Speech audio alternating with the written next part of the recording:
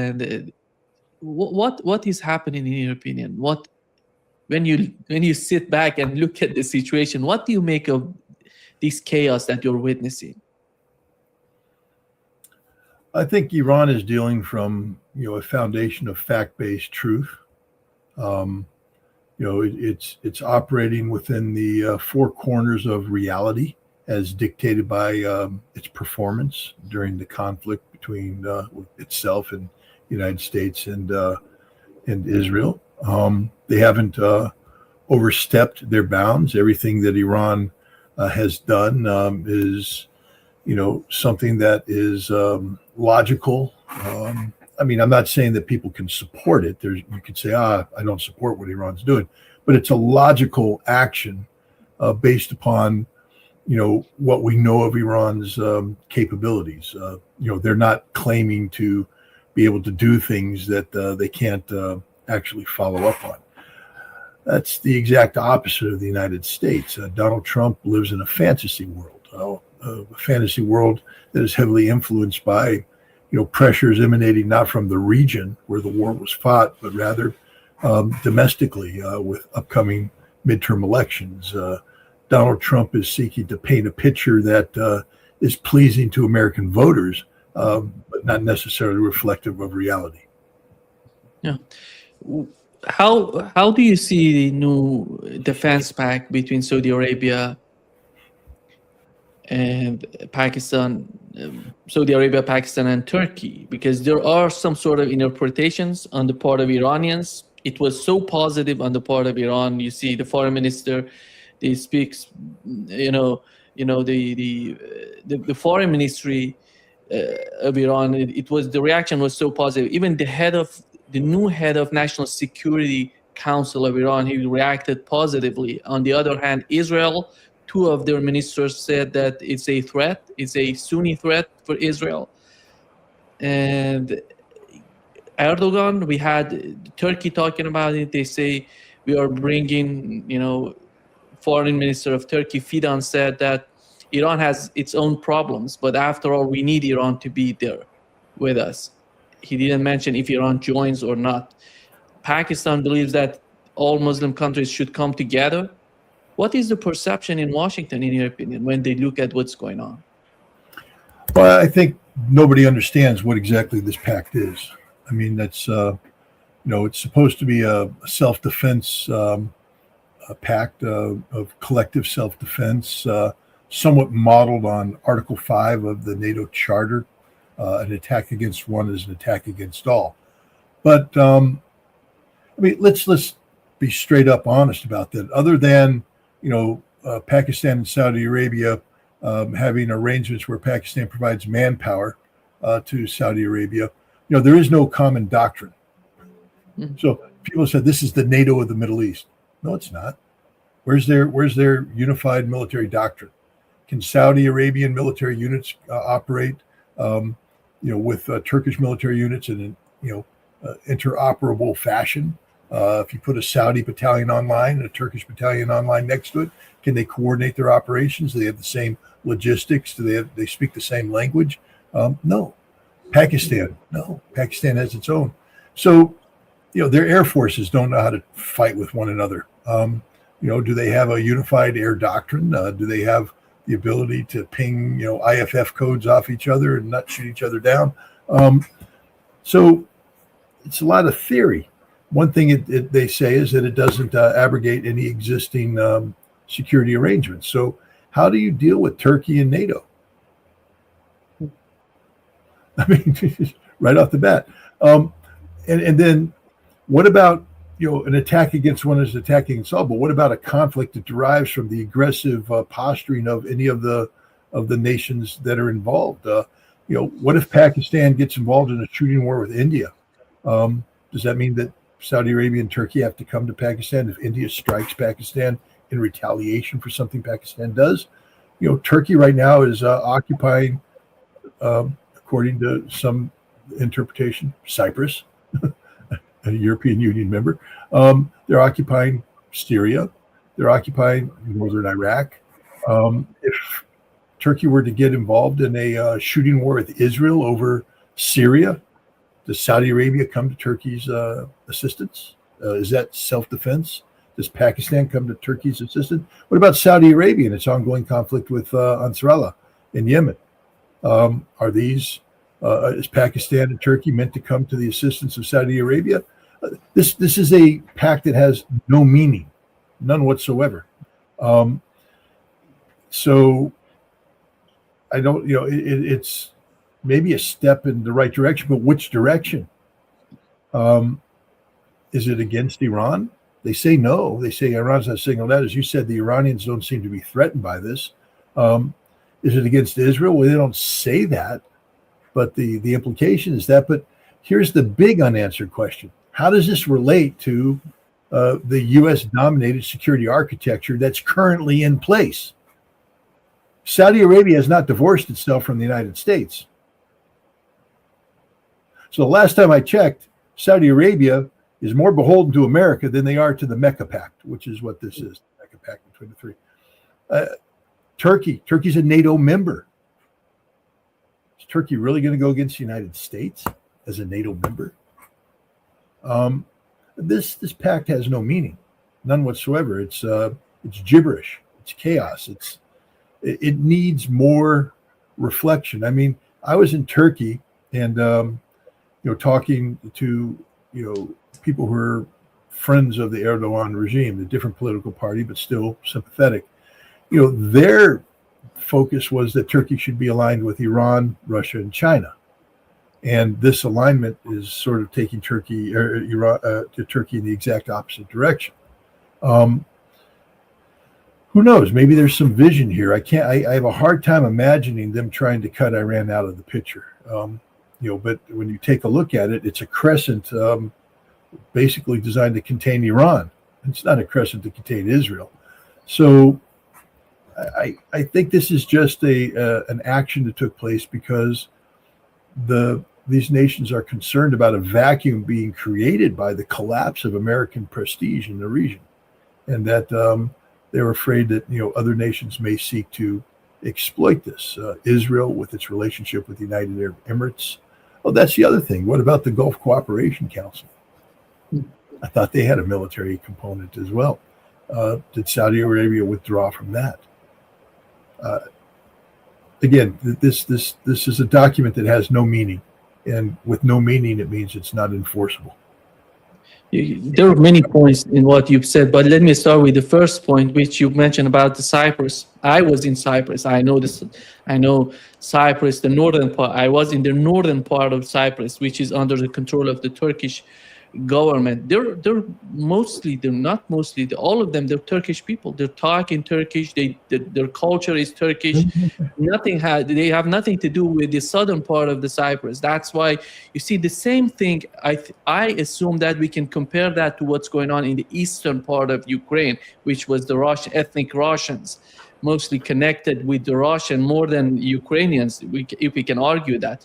But in Cyprus, you see basically even the culture, the language, everything is Turkish. The currency is Turkish.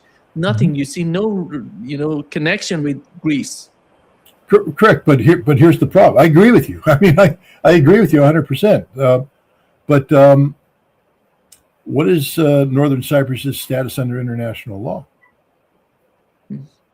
They have the UN. They have the UN between the two sides. UN, Correct, but here's the deal. Turkey treats Northern Cyprus as an extension of Turkey.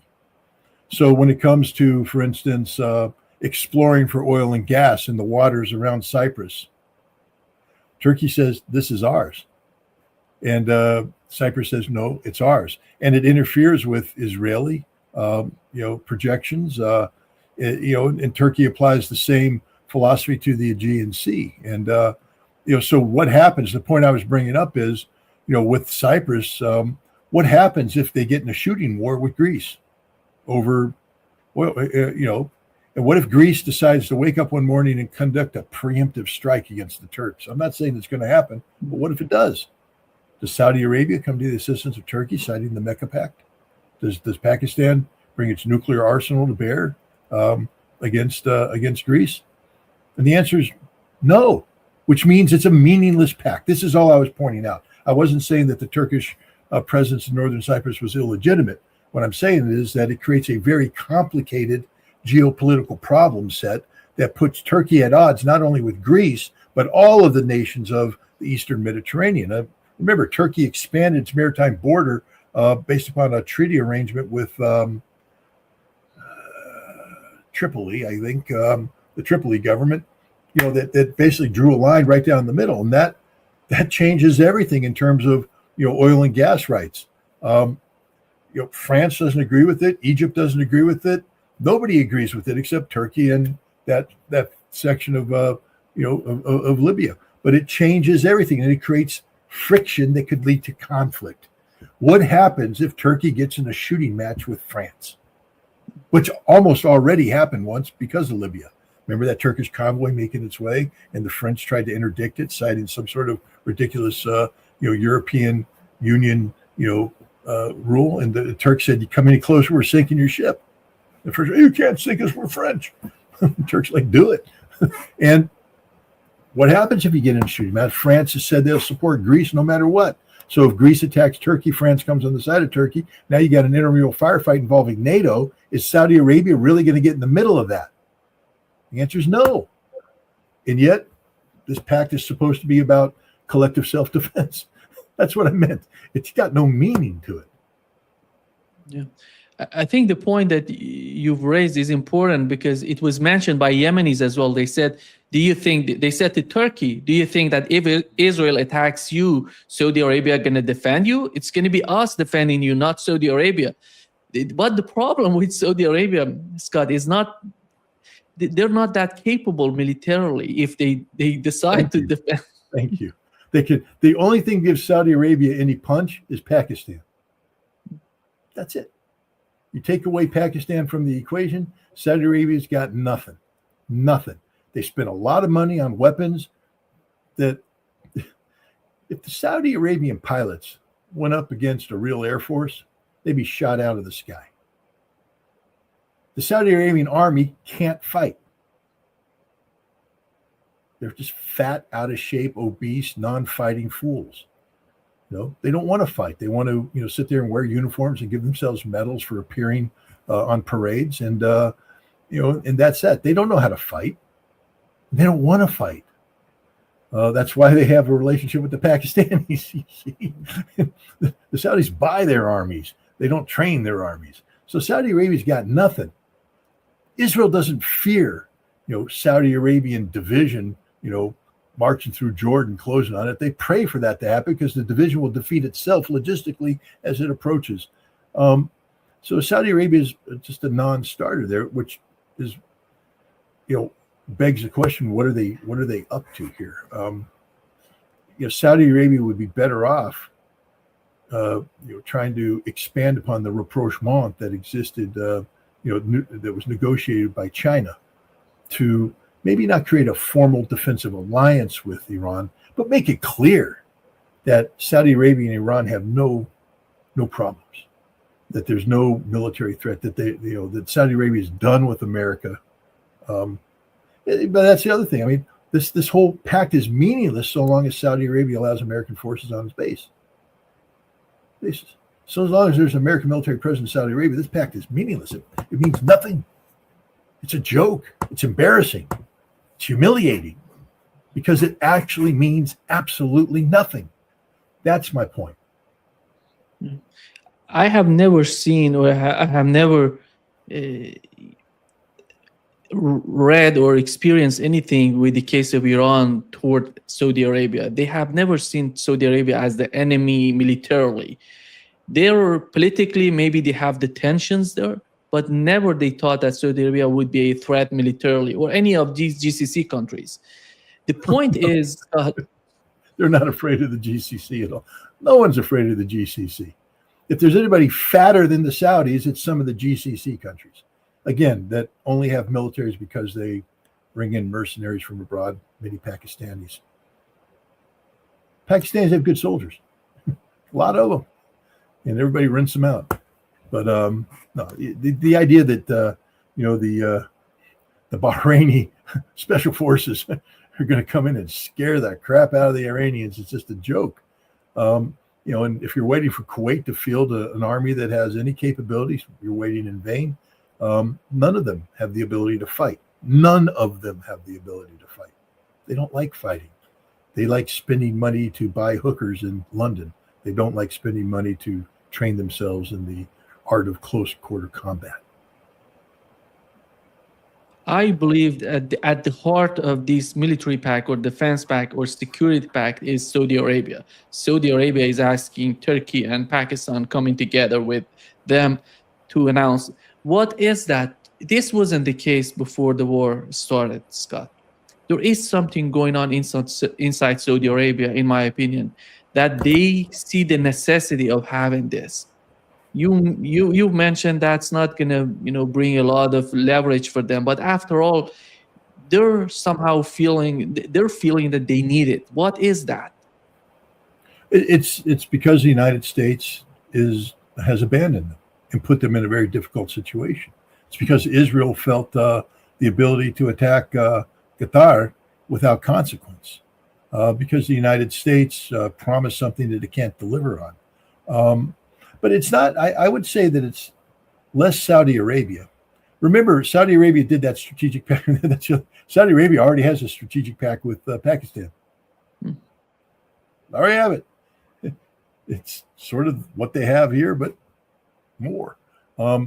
Turkey was always trying to get in on that. From the moment, it's Turkey that's been trying to get in on that. Turkey that's trying to shoehorn itself into the region. So I would say yes. While there is a need for Saudi Arabia to do it, and of course they played host to it. I think a big driving force for this was Turkey as well, because Turkey's constrained by its NATO membership. NATO no longer benefits Turkey at all. There's no benefit. Until the United States provides Turkey with F-35 fighters without consequence, without strings attached. When the United States gives Turkey F-35 fighters under the same conditions that it gives F-35 fighters to other NATO nations, then Turkey could say, oh yeah, we're a NATO member. But Turkey's not a NATO member. They're a NATO member in name only. Turkey, has its own thing going on. A large part of Turkey's defense priorities are outside of the framework of NATO. So Turkey is looking at the reality that they're not going to be a European nation, that they've been basically blocked off from Europe, and that their strategic direction, the Erdogan / post-Ottoman direction, is towards Central Asia and looking east. And it's not a relationship of conflict. It's supposed to be a relationship of cooperation and economic, collaboration. And so, Turkey's doing it. But again, what about Turkey and Qatar? Nobody talks about that, because the Saudis and the Qataris don't get along. You know that, right? And you do know that Turkey has a military presence in Qatar, a significant military presence in Qatar that was supposed to serve as a deterrent against any Saudi military pressure on Qatar. How does that work out? What happens to the Turkish presence in Somalia? The Turkish naval presence throughout the Red Sea, what Turkey's trying to do in Sudan. So I think this is part of Turkey trying to co-opt the region, as opposed to Saudi Arabia trying to co-opt Turkey. I think Turkey's Erdogan is the real driver here, because he needs to be looking in this direction, and he wanted to latch on to an existing Saudi-Pakistani defensive pact. There were, the Pakistani envoy went to Iran to send a message from the Prime Minister and Nassim Munir in Pakistan to Iranians, and he said he was talking with Iranian Foreign Minister. He said, what we did with Saudi Arabia and Turkey has nothing to do with Iran. Iran is not the target of that. Yeah. And the perception, by the way, in Iran was the same. How do you see, Scott, the way that Saudi Arabia is trying? One part of the problem with Saudi Arabia is what you've mentioned. Before the war started, the cooperation they had with American bases in their countries. Right now, you see, as an outcome of the war, they have been attacked because of those bases. and right now they're seeking some sort of alternative for their security. But part of the problem is Saudi Arabia itself. For example, in Yemen, with Iraq, you don't see that sort of wisdom in the leadership of Saudi Arabia to bring down the tensions. Where does it come from, in your opinion? Well, the big driver, I think, is MBS, and in his his desire to position himself as the next king of Saudi Arabia. There's a lot of dissent inside Saudi Arabia. I can't say that I know everything perfectly, but we know that MBS has orchestrated over time the arrests of a number of family members, princes, who posed a potential political problem for him. So we in the outside sit there and go, "Oh, MBS, he's the guy." But inside, I don't think he's as secure in his hold on power as he thinks, and he is posturing himself as the visionary, both in terms of what he can do for Saudi Arabia from a cultural standpoint. I think they're right now what Saudi Arabia 2030 is the new chant. Creating new cities and liberal opportunities for women. He's a reformer and all that, but he also has to be a security guy. And then always left unsaid is his relationship with the Ummah, the religious authorities. There's a deal with the devil that was made by the Saudi families, Al Sauds, with Wahhabism. That is a important part of this, and so. There's a relationship there that requires Saudi Arabia to help export Wahhabism abroad as part of their foreign policy, and this requires Saudi Arabia to be more assertive in their posturing regionally. And so I think this is what what's driving this. He can't be seen as allowing. The Zaidi movement in Yemen, I think I got that right. They're not, Shia Twelvers. They're Zaidism. Zaidi, yeah. Zaidi, yeah. You can't let the Zaidi, who are deemed by the Wahhabists to be absolute apostates. These are Satanists. These are the worst people in the world. They're not even Muslim, according to the Wahhabis. So, a lot of what's going on in Yemen is religious based, because Saudi Arabia can't be seen as peacefully coexisting with these people, especially when they thumb the nose at them by kicking out the pro-Saudi government of Yemen and installing themselves. This is a long-standing, religious issue. And the same thing with the Shia of Iraq. You can't have Shia militias sending, rockets into Saudi Arabia or drones into Saudi Arabia. My God, that can't happen. That's an insult to the Wahhabis. So a lot of the Saudi posture is just driven by the absolute illogic of Wahhabist fanaticism. We don't think that, because when we look at the face of Saudi Arabia, we see Saudi Arabia 2030. But dig a little bit deeper into Saudi Arabia, and you realize there's a bunch of head chopping Wahhabist fanatics out there who have a stronger grip than one would think on the internal domestic political dynamic of Saudi Arabia. Mike Huckabee said that President Trump has not just proven that he was willing to bomb them, he's mentioning Iran, but he's also willing to bankrupt them. It seems that in the eyes of the Trump administration, the continuation of the war would be the blockade on Iranian ports. That's going to work without fighting, without being in an active tit for tat. It seems that so far Iran has attacked multiple tankers in the Strait of Hormuz, but you don't see any sort of reactions from the United States the way it was before. And Scott Besson 2 days ago said they're gonna, in the next 2 years, they're gonna introduce new pipelines that's gonna make the Strait of Hormuz irrelevant. Where is it? What is your understanding of the way that Donald Trump is continuing the fight? We have to call a spade a spade. Who won the war? I'd like to hear your opinion. Just Did the United States win the war, or did Iran win the war? You don't need. I think you would agree with me that Iran won the war. Yeah. Did they win slightly, or was it decisively? I think we could say decisively. I think this is the first time in the history of the United States that we lost a war. And what I mean by that is, people say, well, Scott, didn't we lose Vietnam? So war is an extension of politics by other means. So we lost the Vietnam War politically. But no one can make the case that the North Vietnamese kicked our ass. No. Every time we did a stand-up fight with them, we won. We bombed the crap out of them. We won every tactical engagement on the ground. But we lost because politically we couldn't sustain the conflict. The American people lost faith with the government over the conflict. Same thing with Afghanistan. Did the Taliban beat us in the stand-up fight? No. Every time the Taliban stood and fought, they died. It's just that, we didn't have what it took. We couldn't get the political support to go in all in, just like in Vietnam. And so we ended up fighting this half-assed war, and the American people lost faith with it, and we withdrew. But you can't say we were beaten. I mean, if Chris Donahue had gotten out, turned around out of the airplane, told the 82nd to disembark and go into Kabul and slaughter the Taliban, we would have done it. There would have been a damn thing the Taliban could have done. They couldn't beat us, but there was no support for it, no will to do it. America lost the will to fight.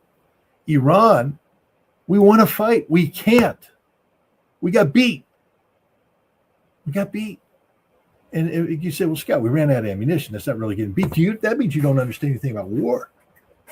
War is about systems. Systems functioning the way they're supposed to be. And a key thing about a system is that it's not just about how it operates at the cutting edge. It's about all the maintenance that goes on behind it, the sustainability. If you're going to go mow the lawn, don't brag to me about how sharp the blade is. If you're going to run out of gas halfway through and you didn't have a plan to get more gas in the machine, because now you're not mowing the lawn. The lawn kicked your ass because you didn't have a plan to continue this. We started a conflict with Iran that was predicated on things that just weren't going to happen. It showed a fundamental lack of understanding about the threat we were facing. We're going to kill the supreme leader, which we could do. And then what? Iran's supposed to collapse. And then we were placed with a government to our liking who will give up their missile program, give up their nuclear program, give up their relationship with Hezbollah and Ansarallah, and everything will be good. That's how we were going to win the war. Win the war with the first 6 bombs dropped on Iran. Well, we lost the war with the first 6 bombs dropped on Iran because we killed the supreme leader, causing Iran to rally around itself tighter than it's ever been in terms of support for the regime. So there's no chance of regime collapse whatsoever. And then we went ahead and lost the moral authority, because not only through assassination, because this was an act of perfidy. Many Americans tended to forget this, but I don't think the Iranians will ever forget that we were in active negotiations with the Iranians about the nuclear program that Donald Trump said was the most thing in the world. And the Iranians made significant compromises, and there was a deal going